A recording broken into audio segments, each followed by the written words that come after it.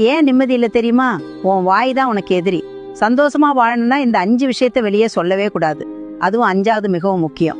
1, உன் வருமானம். உன்கிட்ட காசு இருக்குன்னு தெரிந்தா கடன் கேட்க 2 பேர் வருவாங்க, ஆனா கண்ணு வைக்க 100 பேர் வருவாங்க. அதனால சுகமா இருக்கணும்னா உன் வாய் மூடியே இருக்கும்.